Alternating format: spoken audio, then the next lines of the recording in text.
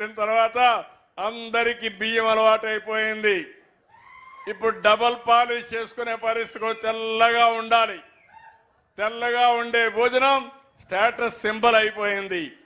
కానీ మనం తినేది కార్బోహైడ్రేట్స్. దీనివల్ల అందరూ షుగర్ పేషెంట్లు అయిపోతున్నారు. చిన్న వయసులోనే డయాబెటిక్స్ వచ్చేసే పరిస్థితి వస్తూ ఉంది. దానిపైన టెన్షన్ హైపర్ టెన్షన్ వస్తుంది. అన్ని ప్రాబ్లమ్స్ వస్తున్నాయి. ఇప్పుడు మళ్ళీ ప్రపంచమంతా కూడా మిల్లెట్స్కి వెళ్ళిపోతున్నారు. రాగులు, సజ్జలు, జొన్నలు, పప్పు ధాన్యాలు వీటికన్నిటికి వెళ్ళిపోయే పరిస్థితికి వచ్చారు. ఒకప్పుడు ఇంత డిమాండ్ లేదు కాయగూరలకి, పళ్ళకి ఇంత డిమాండ్ లేదు. ఇప్పుడు ప్రపంచమంతా పళ్ళకు కూడా డిమాండ్ వచ్చే పరిస్థితి వచ్చింది.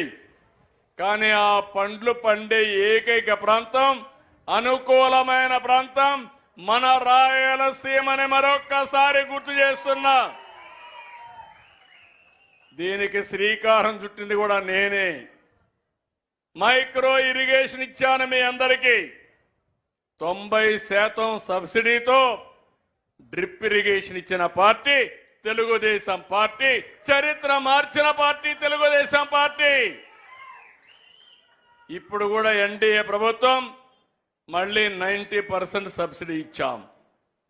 మొన్నటి వరకు ఉన్నటువంటి ప్రభుత్వం అది కూడా మైక్రో ఇరిగేషన్ కూడా డ్రిప్ ఇరిగేషన్ తీసేసే పరిస్థితికి వచ్చారు. ఇక్కడ పరిశ్రమలు వస్తాయి. రాయలసీమ స్టీల్ ప్లాంట్ వస్తుంది. కొప్పర్తి, ఓర్వకల్ ఇండస్ట్రియల్ పార్క్స్ వస్తాయి. లేపాక్షి పెద్ద ఎత్తున ఇండస్ట్రియల్ హబ్ గా తయారవుతుంది. ఇక్కడ భగవంతుడు మనకు ఎండలు ఇచ్చాడు, సోలార్ కరెంట్ వస్తుంది. భగవంతుడు మనకు గాలి ఇచ్చాడు, మరం ఇల్లులు పెట్టుకునే అవకాశం వచ్చింది. మనకు నీళ్లున్నాయి, ఎత్తున నీళ్లుంటే ఆ నీళ్లు కిందికి వదిలిపెడితే పంప్డ్ ఎనర్జీ అంటే హైడల్ ఎనర్జీ ఎట్లయితే శ్రీశైలంలో వస్తుందో ఎక్కడికక్కడ నీళ్లు కిందికి మళ్ళా ఆ నీళ్లు తీసుకుని కరెంట్ ఉత్పత్తి చేసుకునే అవకాశం ఉంది. నేనే ఇక్కడ రివర్సబుల్ పంప్స్ ఉన్నాయి శ్రీశైలంలో 97లో పెట్టా. దేశంలో ఎక్కడా లేనప్పుడు పీక్ లోడ్ ఫ్యాక్టర్ ప్రాబ్లం వస్తే రోజంతా కరెంట్ ఉంటుంది, సాయంత్రం కరెంట్ దొరకదంటే అప్పట్లో అవి పెట్టి సాయంత్రం మాత్రం ఆపరేట్ చేసేవాళ్ళం. ఇలాంటి కార్యక్రమాలు ఇప్పుడు ఎక్కువగా ఇక్కడ గ్రీన్ ఎనర్జీ వస్తుంది, టూరిజం వస్తుంది, హైవేలు బాగున్నాయి, పారిశ్రామిక కారిడార్లు వస్తాయి. ఇండస్ట్రీలో ఏ జిల్లాలో ఏమేం చేయాలనో నాకు ఒక స్పష్టత ఉంది.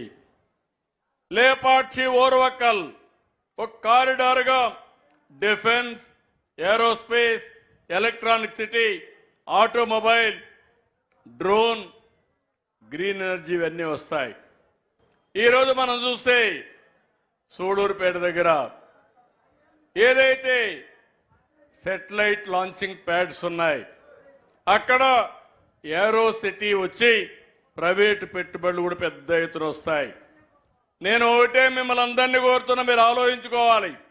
శ్రీశైలం, తిరుపతి, ఒంటిమిట్ట, కాళహస్తి, కాణిపాకం, అహోబిలం, మంత్రాలయం, పుట్టపర్తి, కడప దర్గా ఇవన్నీ పెద్ద ఆస్తులు, మనకు పవిత్రమైన ఆస్తులు. ఎవరైనా ఆంధ్రప్రదేశ్లో మాట్లాడితే కడప దర్గాకు రావాలనే ఆలోచన ఉంటుంది. హిందువులైతే నేరుగా వెంకటేశ్వర స్వామి దర్శనం చేసుకోవాలని ఉంటుంది. ఈ మధ్య కాలంలో శ్రీశైలం మల్లికార్జున స్వామి ఇక్కడ చూస్తే ఒక పవర్ఫుల్ క్షేత్రంగా, ఏదైతే శక్తి పీఠంగా ఇది ముందుకు పోయే పరిస్థితి వస్తుంది.